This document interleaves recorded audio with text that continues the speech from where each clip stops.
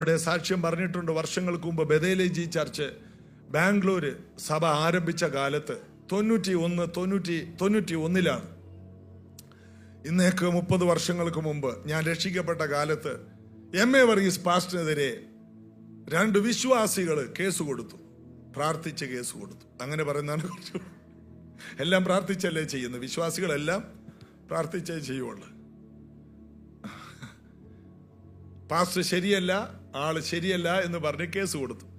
അപ്പോൾ കേസ് ഭയങ്കരമായി. 6 മാസം കഠിന തടവ്. ഞങ്ങൾ നോക്കി നിൽക്കുമ്പോൾ പാസ്റ്ററിനെ അറസ്റ്റ് ചെയ്തുകൊണ്ട് പോവുകയാണ്. എന്നാൽ ഒരു ശാസ്ത്രജ്ഞനും പാസ്റ്ററുമായതുകൊണ്ട് SI വിലങ്ങ് വെച്ചില്ല.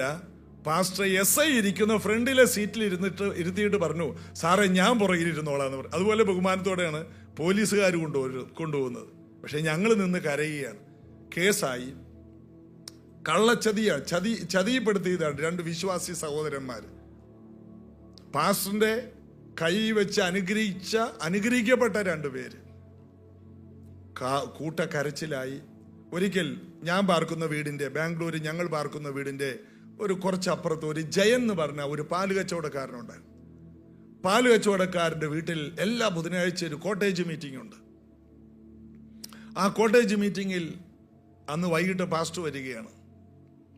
അന്ന് പാസ്റ്റർ വളരെ വിഷമിച്ചിരിക്കുമ്പോൾ ഒരു കൊച്ചു കുഞ്ഞ് എഴുന്നേറ്റ് മോശയെ വടി നീട്ട് ചെങ്കട 2 പറഞ്ഞ് ധൈര്യപ്പെടുത്തുന്ന ഒരു സന്ദേശം പറഞ്ഞു. പാസ്റ്റർ ധൈര്യപ്പെട്ടു. പാസ്റ്റർ എഴുന്നേറ്റു. ബാക്കി പ്രസംഗം പാസ്റ്റർ പറഞ്ഞു.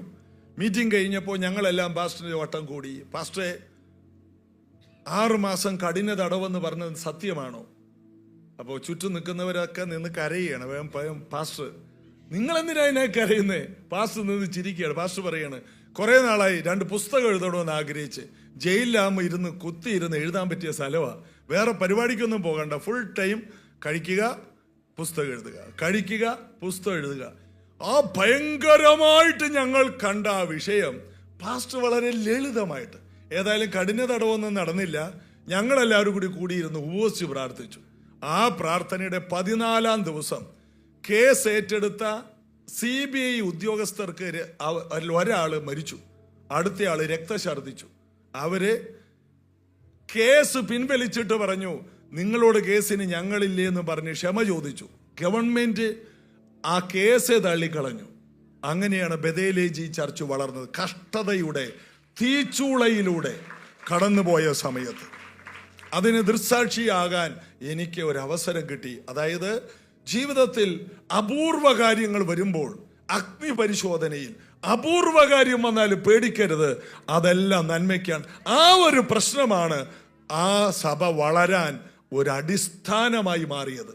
കൂടെ നിൽക്കുന്ന വിശ്വസ്തരാരൊക്കെ കഷ്ടകാലത്ത് ഉണ്ടാകുമെന്നും ഇട്ടേച്ചു പോകുന്നവരാരൊക്കെയാണെന്നും 2ആയിട്ട് സഭയെ മനസ്സിലാക്കാൻ കഴിഞ്ഞത്, പാസ്റ്ററിന് മനസ്സിലാക്കാൻ കഴിഞ്ഞത് അവിടെയാണ്.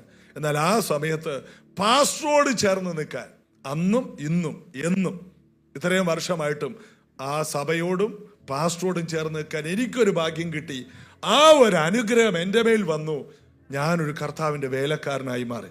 പാസ്റ്ററിന്റെ ഹൃദയവും മനസ്സും തുറന്നുള്ള അനുഗ്രഹം, സഭയുടെ അനുഗ്രഹം നമ്മുടെ മേൽ വന്നാൽ അത് നമുക്കൊരു അനുഗ്രഹമാണ്.